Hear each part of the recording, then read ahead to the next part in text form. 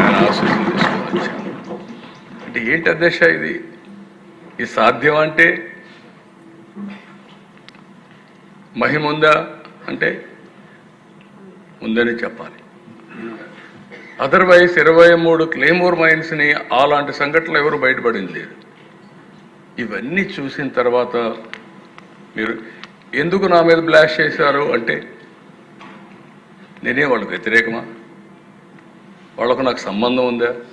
కాదు. నేను ఒకే మాట చెప్పాను, అభివృద్ధి చెందుతున్న ఇలాంటి దేశంలో మీరు అవుట్డేటెడ్ సిద్ధాంతంతో లా అండ్ ఆర్డర్ మీ చేతుల్లో తీసుకొని తుపాకీతో మీరు రాజ్యం చేస్తామంటే కుదరదు. ఇది సమాజానికి మంచిది కాదు. మీరు కూడా మెయిన్ స్ట్రీమ్కి రండి. ఆ రోజు కూడా నేను చెప్పింది ఒకటే చెప్పాను దేశం, మీరు గుర్తుపెట్టుకోవాలి. ఈ సమస్య రాజకీయ, ఆర్థిక, సామాజిక సమస్య. ఈ మూడు హ్యాండిల్ చేయాల్సిన అవసరం ఉంది, కొంత సమయం కావాల్సిన అవసరం ఉంది. అంతేగాని మీరు ఈ మూడు సమస్యలను ఒకటే రోజు పరిష్కారం చేస్తాం మేము తుపాకీతో అంటే కరెక్ట్ కాదని చెప్పి నేను పోరాడితే కడాన్ నా మీదనే దాడి చేసే పరిస్థితికి వచ్చారు. బట్ నేను భయపడలేదు.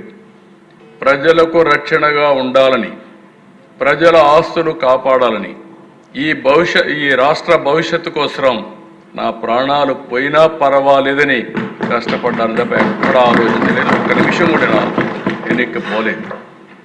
రాయలసీమ ఎన్ని ఫ్యాక్షన్స్ అండి, మామూలు ఫ్యాక్షన్స్ కాదు దిశ. ఈ రాజకీయాలు ఎట్లుండేటంటే ఒకప్పుడు రాయలసీమ అంటే సినిమాలు కూడా ఇప్పుడు బాలకృష్ణ గారు అందరూ ఆల్ సినిమాలని రాయలసీమ అని వచ్చారు. ఇప్పుడు సినిమాలు కూడా మీకు తగ్గిపోయినాయి. రాయలసీమ పౌరుషాలు లేవు.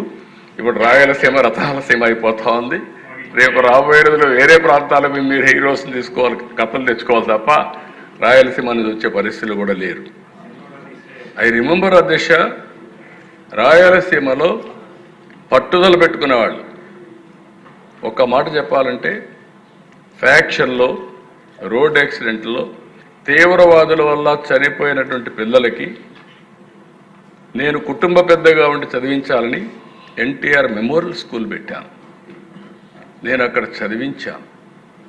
చదివించిన తర్వాత దేశ ఆ పిల్లల్ని ఒకరోజు ఇంటరాక్ట్ అయ్యాను పోయి, ఏంటి బాబు ఏమవుతావని.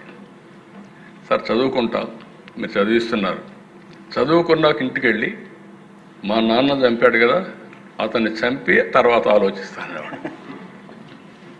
అంటే అక్కడ ఏ విధంగా అయితే ఆడవాళ్ళు కూడా దిశ మన సాంప్రదాయ ప్రకారం, హిందూ సాంప్రదాయ ప్రకారం ఈ కుంకుమ ఇవన్నీ తీసేసి ఇవన్నీ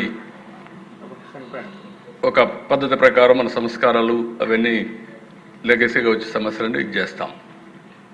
కానీ అప్పట్లో కొంతమంది లేడీస్ అయితే ప్రతిమ చేయించుకునేవాడు పిల్లల దగ్గర నుంచి. నువ్వు పెరిగి పెద్ద అయిన తర్వాత మీ నాన్నను చంపిన వాడిని చంపిన తర్వాత ఆయన ఆత్మ శాంతి కలుగుతుంది, అప్పుడే నేను ఈ కుంకుమ పసుపు అని తీసేస్తానని చెప్పాడు. అలాంటిది దేశ పోరాడాం. కడాన ఇప్పుడు కూడా చెప్తున్నాను దేశ ఇక్కడే ఉన్నారు, భూమా నాగిరెడ్డిని అరెస్ట్ చేశా. నా మాట వినకపోతే బైరెడ్డి రాజశేఖర్ని అరెస్ట్ చేశా. నా మనిషి అనుకున్న అరెస్ట్ చేస్తే వేరే వాడు వస్తే ఏం చేయాలో చేసి చూపిస్తారు. కాబట్టి ఒక కంకణం కట్టుకున్నాను, రాయలసీమలో ఫ్యాక్షన్స్ లేకుండా చేయాలనుకున్నా. ఈరోజు రాయలసీమలో ఫ్యాక్షన్ లేవంటే అది ఆ రోజు తెలుగుదేశం పార్టీ చేసిన విధానం అధ్యక్ష. ఇప్పుడు నెక్స్ట్ లెవెల్కి వెళ్తాం. హైదరాబాద్లో కమ్యూనల్ వైలెన్స్ అధ్యక్ష. ఒకే రోడ్డు విజయవాడకు రావాలన్నా, బెంగళూరుకు పోవాలన్నా, బాంబేకి పోవాలన్నా ఒకే రోజు హైకోర్టు ద్వారా మలక్పేట ద్వారా వచ్చేవాడు. 6 నెలలు కర్ఫ్యూ ఎన్టీఆర్తో ప్రారంభమైంది కంట్రోలింగ్. దానిపైన కూడా నేను కంట్రోల్ చేశాను. కొంతమంది బాధపడ్డారు. నాకు అప్పుడు ఇప్పుడు కూడా జ్ఞాపకం ఉంటుంది, కొంతమంది మనుషులు మర్చిపోలేము. గబ్బర్ సింగ్ అని ఒక అతను ఉండేవాడు, కేఎస్ఎన్ మూర్తి, 6 అడుగులు ఉండేవాడు, 130, 130, 150 కేజీలు ఉండేవాడు. ఎంత పర్ఫెక్ట్గా ఉండేవాడంటే ఆ చార్మినార్ ప్రాంతానికి పోతే మొత్తం భూమి అంతా కూడా కంపిస్తూ ఉండేది. ఆ విధంగా ప్రవర్తించేవాడు. మొత్తం కంట్రోల్ చేసాం అధ్యక్ష.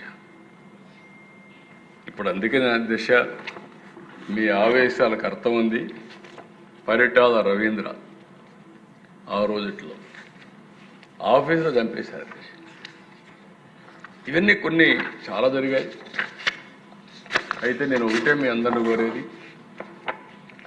వాళ్ళు చేసిన పని మనం చేయగలిగితే ఈ రాష్ట్రానికి న్యాయం జరగదు.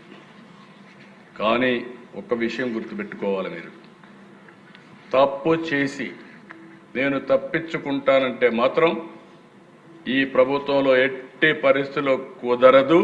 తప్పు చేసిన వాణ్ణి చట్ట ప్రకారం ఎట్టి పరిస్థితుల్లో పనిష్ చేసే బాధ్యత నేను తీసుకుంటానని చెప్పి కూడా నేను మీకు తెలియజేస్తున్నా, హామీ ఇస్తున్నా. No second thought. ఇప్పుడు కొత్త సమస్యలు కూడా వచ్చే అధ్యక్ష నేను బ్రీఫ్గా ఈ ప్రభుత్వం యొక్క విధానం చెప్తాను, మీకు అందరికీ ఒక ఐడియా వస్తుంది. ఎందుకంటే రాష్ట్రంలో కూడా పార్టీ ప్రజాస్వామ్యంలో ముఖ్యంగా ప్రజాస్వామ్యాన్ని కాపాడుకోవాలంటే పార్టీలు ఉండాలి. పార్టీల్లో కార్యకర్తలు ప్రధానమైన పాత్ర పోషిస్తారు. అలాంటి కార్యకర్తలు కూడా ఆవేశంలో ఉండి వాళ్ళకు కూడా అన్యాయం జరిగినప్పుడు వాళ్ళలో కూడా కోపం ఉంది. కానీ అందరికీ అప్పీల్ చేస్తున్నా, ప్రజలకు కూడా అప్పీల్ చేస్తున్నా, ఈ ప్రభుత్వం ఒక పద్ధతి ప్రకారం పనిచేస్తుంది. లా అండ్ ఆర్డరే కాకుండా ఎక్కడ తప్పు చేస్తే మీరు కూడా చెప్పండి. అవసరమైతే ఇంకా చట్టానికి పదును పెట్టాలంటే పదును పెడదాం. ప్రజాస్వామ్యతంగా యాక్ట్ చేద్దాం. శాశ్వతంగా ఈ రాష్ట్రంలో ఇలాంటి నేర ప్రవృత్తి ఉండే వ్యక్తుల్ని పూర్తిగా కట్టడి చేసే బాధ్యత మనందరం కూడా తీసుకొని, మళ్ళీ నేను మొన్న కూడా చెప్పాను, స్వర్ణాంధ్రప్రదేశ్ విజన్ 2047 నేను వేసే ఫౌండేషన్ మీరు ఒకటే గుర్తుపెట్టుకోవాలి. 47కి భారతదేశం ప్రపంచంలో నెంబర్ 1గా ఉంటుంది. నెంబర్ 2 అయితే ఈజీగా అవుతాం, నెంబర్ 1 అవుతాం. ఆ సందర్భంలో నెంబర్ 1 రాష్ట్రంగా ఆంధ్రప్రదేశ్ ఉండాలని, ప్రపంచంలోనే తెలుగు జాతి నెంబర్ 1గా ఉండాలనేది ఈ ప్రభుత్వం యొక్క సంకల్పం. ఇక్కడ మీరు చూసినప్పుడు